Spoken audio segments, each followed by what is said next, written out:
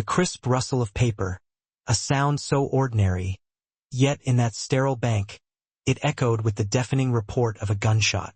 A 16-year-old girl stood frozen, her gaze unwavering, as Mr. James Morrison, a man whose tailored suit seemed to scream authority, tossed the remnants of her check into the waste bin, a gesture dripping with disdain. "Do you think I'm an idiot, girl?" he sneered, his voice laced with condescension. The air hung thick with unspoken assumptions, fueled by prejudice and a lifetime of unchallenged biases. Destiny Williams, barely past childhood, absorbed the insult like rain on parched earth. Years of subtle dismissals had hardened her resolve, forging a quiet strength that belied her youthful appearance. But this was different. This was Harvard, her future, being crumpled and discarded with casual cruelty.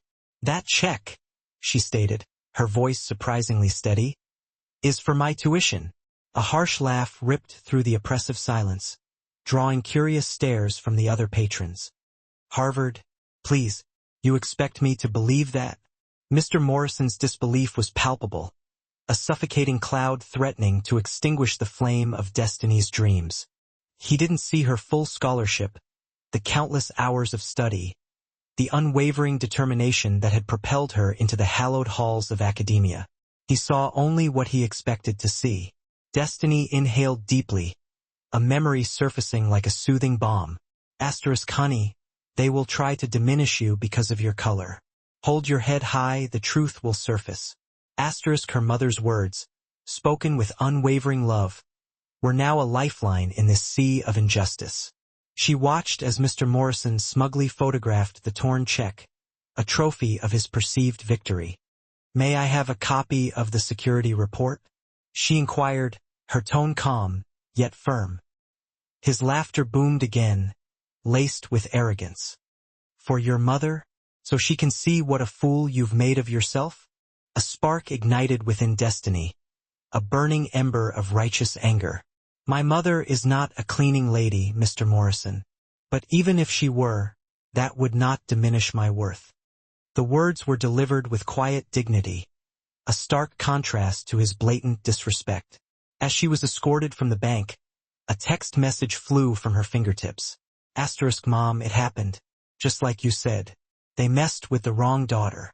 Outside, gazing at the imposing edifice, Destiny's eyes held not defeat, but a dangerous glimmer of resolve.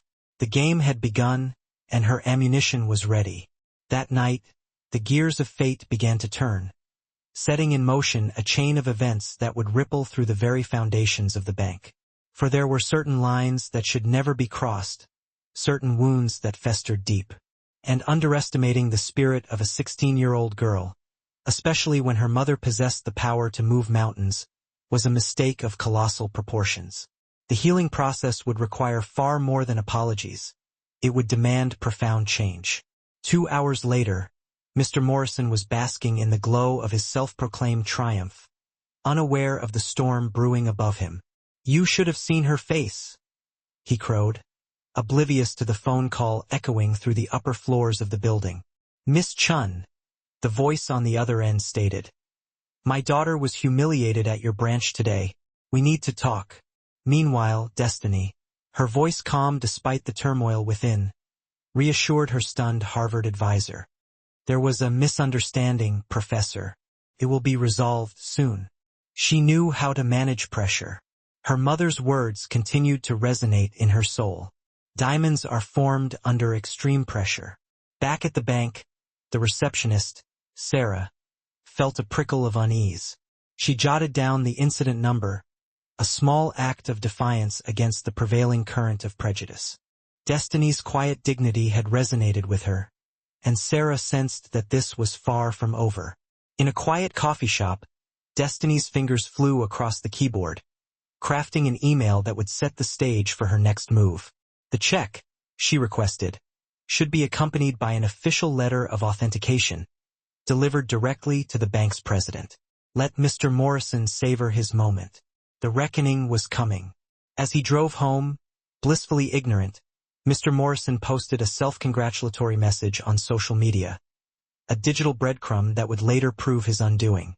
Destiny returned home to a seemingly ordinary house, a facade that concealed a world of quiet affluence and unwavering strength. Her mother, surrounded by paperwork, met her with a knowing glance. "Oh dear," she murmured, a dangerous spark in her eyes. "Some lessons are learned the hard way, and Mr. James Morrison is about to receive the education of his life." That night, while one man slept soundly, lost in dreams of professional advancement, two women were meticulously planning his downfall. They worked with the precision of seasoned strategists, fueled by a fierce love and an unwavering determination to right a wrong. Each act of contempt had unwittingly fueled Destiny's resolve, hardening her spirit and paving the road for justice to be done. It was a testament to the enduring power of a mother's love and a daughter's resilience, a reminder that the most potent force in the world is the quiet strength of those who have been underestimated. The next morning, Mr. Morrison arrived at work, still basking in the afterglow of his imagined victory. 3 blocks away, the woman he had dismissed as a cleaning lady was conducting business from her corporate headquarters. Regina Williams, a titan of the tech industry, was preparing to dismantle his world piece by piece. "Mom," Destiny said, handing her mother a coffee. Harvard confirmed they're sending a duplicate check with official authentication. Regina's smile was cold. Destiny was her pride, her joy, and the one person she would go to war for without hesitation. Never again would another Williams be diminished by such blatant prejudice. As the day unfolded, the threads of fate tightened around Mr. Morrison. He was oblivious to the civil rights attorney hired to investigate his actions, and even when Sarah, the receptionist, voiced her doubts, he dismissed her with condescending arrogance. Meanwhile, Destiny and her mother were reviewing legal strategies, preparing to unleash a carefully orchestrated plan that would leave no room for escape. They wanted to make an example of the man and ensure that no child would ever endure such humiliation again. Dr. Roberts, the attorney, had an idea. "What if, instead of a lawsuit, we offer them a chance to make amends?" At 2:30 in the afternoon, Mr. Morrison was summoned to the president's office. He had no idea that he was about to enter a crucible, where his carefully constructed world would be shattered by the force of truth and justice. Seated in Victoria Chun's office, surrounded by documents and damning evidence, Destiny no longer looked like an intimidated teenager. She exuded a quiet strength, a dangerous calm that sent a shiver down his spine. Regina Williams extended her hand to Victoria Chun. "Victoria, I believe situations like this must be handled promptly and decisively." Victoria Chun turned to Mr. Morrison, her eyes blazing with anger. "Do you have any idea who you just humiliated?" In that moment, the reality of his actions crashed down upon Mr. Morrison. He had underestimated a brilliant young woman, a powerful matriarch, and an entire network of resources that could crush him without a second thought. Fear gripped him. What was to come? Regina Williams had built her empire to protect her daughter from the prejudices she herself had faced. And now someone had crossed that line. The security footage played out on the monitor, a damning indictment of his arrogance and prejudice. He was exposed, his actions laid bare for all to see. Regina Williams walked to the window and turned to face him. "Mr. Morrison, allow me to introduce myself. I am Regina Williams, CEO of Williams Tech Solutions. Perhaps you've heard of us. We designed your bank security system." His face drained of color. He remembered referring to this person as a cleaning lady. Victoria Chun opened another file. "Regina Williams owns 12% of First National Bank. She's our 3rd largest shareholder." Destiny addressed Mr. Morrison with quiet dignity. "Your behavior wasn't new to me, Mr. Morrison, but with each act of prejudice, I've used that as fuel to prove you wrong." Regina Williams returned to the table and opened a folder. "I want to propose a solution that benefits everyone." His pleas were ignored. Dr. Roberts stated calmly, "I have here a civil suit for $2.3 million. I can file it within hours." Regina Williams intervened. "I have an alternative proposal.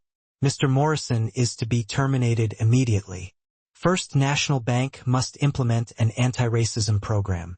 And the bank will create a $500,000 scholarship fund for low-income black students. Victoria's voice was cold.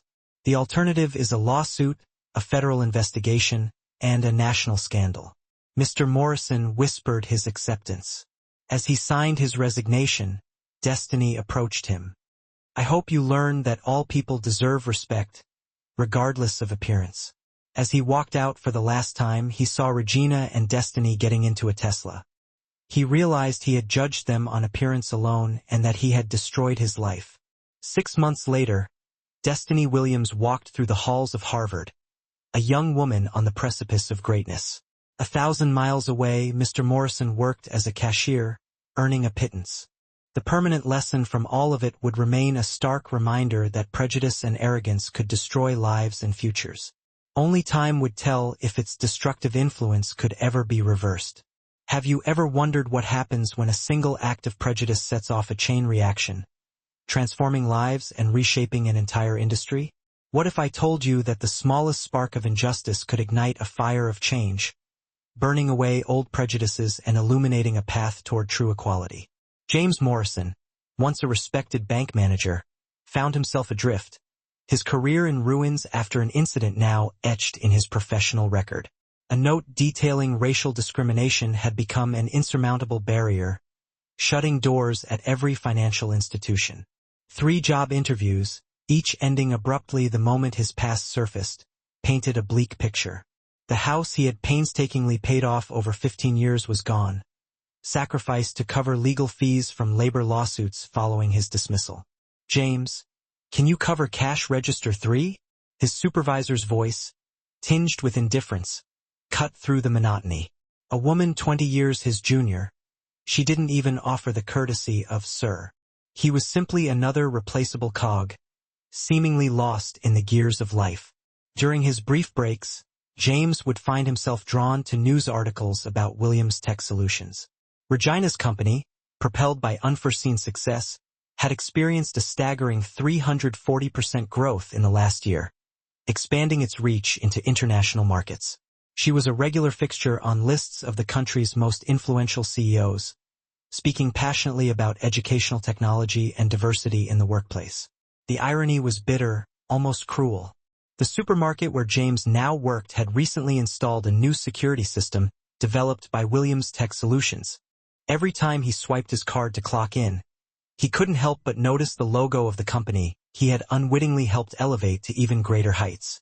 First National Bank, now under new management and deeply influenced by Regina's proposed changes, had become a national model for financial inclusion. Their groundbreaking anti-racism training program was being studied by other institutions, and the scholarship fund had already provided opportunities for 127 low-income black students. Sarah, the former receptionist who witnessed Destiny's humiliation, now led the bank's customer service department. In an interview with a business magazine, she stated poignantly, "Sometimes someone has to pay the price for institutional ignorance so that we can all learn." James Morrison taught us in the worst possible way how prejudice can destroy not only innocent lives but entire careers built on rotten foundations. Victoria Chun, the bank's visionary CEO, had emerged as a leading advocate for diversity within the financial sector. During a gala dinner where she was honored with an award for inclusive leadership, she remarked, "Sometimes the greatest transformations are born out of the most painful moments." A 16-year-old girl taught us that judging people by their appearance is not only morally wrong, it's economically foolish. Destiny, watching the speech from her dorm room at Harvard, felt a warmth spread through her as she witnessed Regina receiving a standing ovation from an audience of over 500 executives. Her mother had transformed a moment of personal injustice into a powerful national movement for equality. On her desk, nestled among her medical books, Destiny kept a framed photo. It captured her and Regina on high school graduation day, their faces beaming with pride in front of the iconic Harvard gate.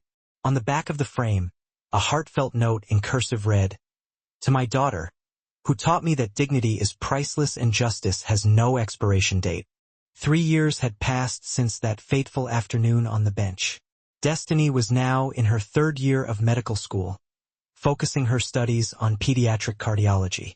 Her groundbreaking research on racial disparities in medicine had already led to protocol changes in hospitals across 5 states. Meanwhile, James Morrison continued to work at the supermarket. At 56, he had developed arthritis in his hands from the relentless work of scanning products. His former colleagues from the bank would occasionally encounter him in the aisles, their eyes darting away in shame, less for him and more for themselves, for having laughed when he humiliated a teenager who would become one of the country's most promising doctors.